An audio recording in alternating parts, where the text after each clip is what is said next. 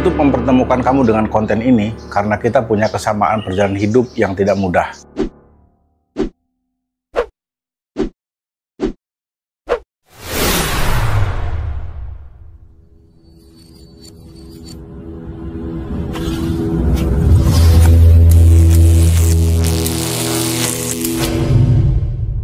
Itulah ajaibnya algoritma YouTube, teman-teman. Tonton sampai habis cerita saya ini. Di konten ini, saya bukan hanya sebagai seorang komisioner Komisi Pemilihan Umum Kota Palangkaraya, tapi juga sebagai seseorang yang telah menempuh perjalanan karir yang mungkin tidak biasa. Dan hari ini saya ingin membagikan ceritanya dengan kalian.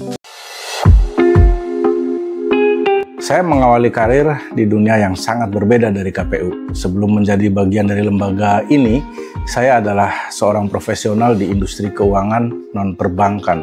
Tepatnya di perusahaan pembiayaan multinasional. Dan tugas pertama saya waktu itu telah membawa saya jauh dari kota Palangkaraya, melintasi perbatasan provinsi ke Kalimantan Selatan. Nah, itu adalah penugasan pertama saya waktu masih bekerja di perusahaan. Nah, di Kalimantan Selatan saya bertugas di 3 kota sekaligus, yaitu Banjarmasin, Barabai, dan Banjarbaru. Bayangkan, setiap hari saya berurusan dengan angka, dokumen, dan yang paling penting, ya dengan banyak orang yang memiliki berbagai kebutuhan.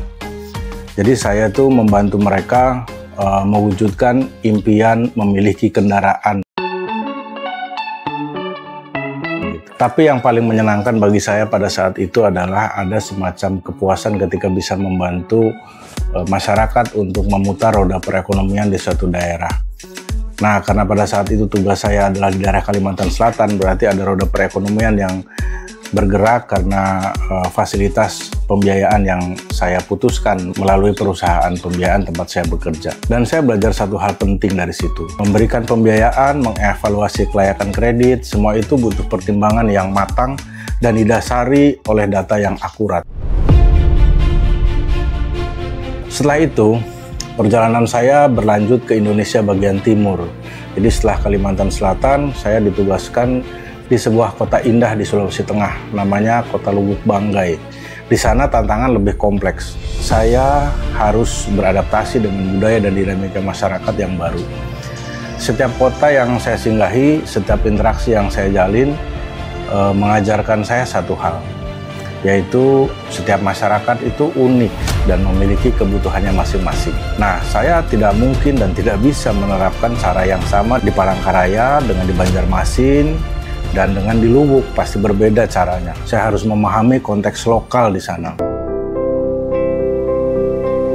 Nah, teman-teman, pengalaman puluhan tahun yang lalu, jauh sebelum saya menjadi komisioner, ternyata memberikan dampak fundamental pada cara saya memandang dan melakukan pelayanan publik serta penanganan masalah sosial di tempat kerja saya sekarang, yaitu di Komisi Pemilihan Umum. Di dunia pembiayaan, segala sesuatu itu harus berdasarkan data dan dokumen yang valid. Sebuah keputusan kredit tidak boleh dibuat berdasarkan perasaan atau tebak-tebakan, melainkan pada data yang faktual dan dapat dipertanggungjawabkan.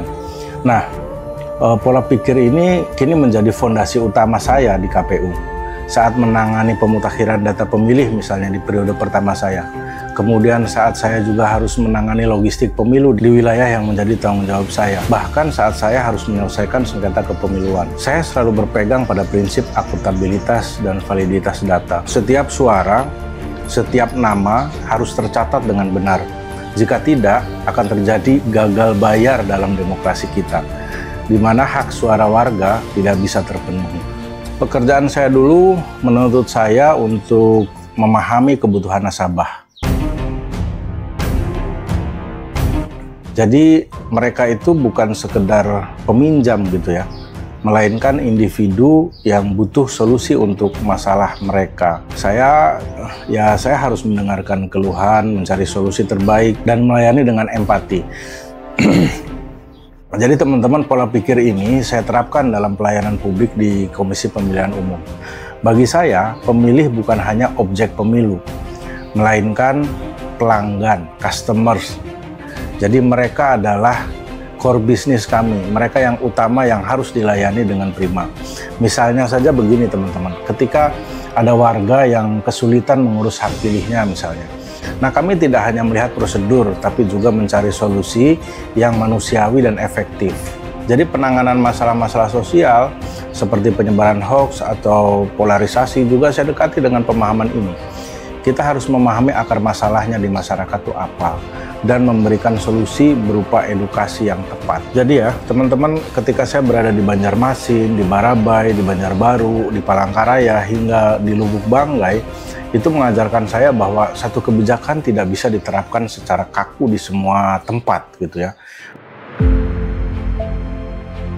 Nah, di KPU saya belajar hal serupa. Kota Palangkaraya yang memiliki dinamika masyarakat yang berbeda dengan kota lain, kebutuhan pendidikan pemilih untuk masyarakat urban bisa berbeda dengan masyarakat di pinggiran. Nah, pengalaman itu membentuk saya untuk selalu bersikap fleksibel, mendengarkan masukan dari berbagai pihak, dan merancang program sosialisasi yang relevan dengan kearifan lokal. Tapi terlepas dari itu semua ya teman-teman, ada satu perbedaan yang sangat mendasar antara dunia kerja saya dulu di perusahaan pembiayaan atau industri keuangan non perbankan dengan di lembaga saya sekarang, yaitu di Komisi Pemilihan Umum. Nah, di industri keuangan tujuan utamanya adalah profitabilitas dan efisiensi.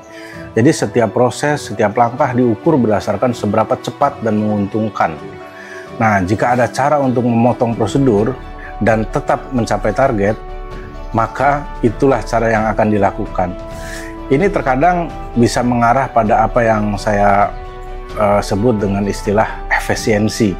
Sebuah pola kerja yang hanya mengejar target gitu loh, tanpa melihat dampak sosial, humanisme, atau prosedural yang lebih luas. Contohnya jika ada calon nasabah yang dokumennya kurang lengkap atau sedikit kurang begitu ya.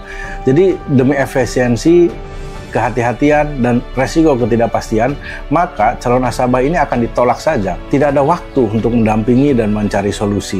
Sedangkan di KPU, konsep efisiensi ini sangat tidak relevan dan berbahaya. Tugas utama kami itu bukan profit gitu ya, melainkan pelayanan dan integritas proses. Kami tidak bisa memotong prosedur pemilu demi efisiensi. Setiap tahapan, mulai dari pendaftaran pemilih, verifikasi, hingga penghitungan suara, harus dilakukan dengan teliti meskipun memakan waktu dan sumber daya yang besar. Kenapa? Karena satu kesalahan kecil, satu tindakan atas nama efisiensi yang mengabaikan prosedur itu adalah ancaman terhadap hak konstitusional warga negara. Di Komisi Pemilihan Umum itu fokus kami adalah pada efisiensi yang humanis dan berintegritas. Kami berusaha cepat, tapi tidak pernah mengorbankan ketelitian. Kami juga berusaha melayani, tapi tidak pernah mengabaikan aturan. Kami bekerja dengan prinsip satu data, satu suara, satu hati. Oke teman-teman, sekarang mari kita bahas karakter kepemimpinan di perusahaan tempat dulu saya berkarir dan di Komisi Pemilihan Umum Kota Palangkaraya, tempat saya mengabdi. Nah, mengelola tim di KPU itu memerlukan pendekatan kepemimpinan yang berbeda dengan di sektor swasta. Seorang pemimpin di Komisi Pemilihan Umum Kota Palangkaraya itu harus menjadi peka dan solutif, dengan mengedepankan keharmonisan dan integritas di atas segalanya. Kepemimpinan yang peka dan solutif ini berarti seorang pemimpin harus memahami bahwa setiap anggota tim dari tingkat komisioner di KPU Kota Palangkaraya gitu ya, sampai di KPPS yang berada atau bertugas di lapangan adalah bagian dari rantai yang sangat penting. Jadi pemimpin itu harus peka terhadap tantangan yang kami hadapi, baik itu kendala teknis maupun masalah sosial di lingkungan kerja. Sikap solutif berarti tidak hanya memberikan perintah, tapi juga membantu mencari jalan keluar dari masalah yang ada. Contohnya nih teman-teman, jika ada anggota tim saya yang mengalami kesulitan dalam sosialisasi pemilu di daerah terpencil gitu ya. Nah, saya harus membantu mencari cara kreatif dan efektif. Bukan hanya menuntut hasil tanpa peduli dengan kendala yang ada. Yang terpenting dan wajib diwaspadai, yaitu sikap bosi yang tidak disadari. Seringkali gini teman-teman, pemimpin yang terbiasa dengan budaya kerja yang berorientasi target di sektor swasta, secara tidak sadar dapat menunjukkan sikap bossy. Ciri-ciri sikap ini meliputi, pertama, tanpa disadari, karakter ini membuat seseorang mengeluarkan perintah tanpa diskusi. Jadi memberikan instruksi satu arah gitu ya, tanpa meminta masukan dari yang lebih berpengalaman dan tanpa mempertimbangkan resiko dan regulasi. Kemudian, ciri-ciri yang kedua, kepemimpinan seperti ini biasanya lebih fokus pada kesalahan, bukan solusi. Jadi lebih sering mengkritik kesalahan atau kekurangan daripada memberikan bimbingan untuk perbaikan. Nah, kemudian ciri yang ketiga ya, berdasarkan yang saya ketahui ya, yaitu seringkali mengabaikan kesejahteraan. Jadi tidak memperhatikan beban kerja yang berlebihan atau stres yang dialami oleh tim. Karena fokusnya hanya pada penyelesaian tugas. Sikap bossy ini meskipun ya mungkin dilandasi niat baik gitu ya untuk mendorong efisiensi, tapi jelas dapat merusak keharmonisan tim.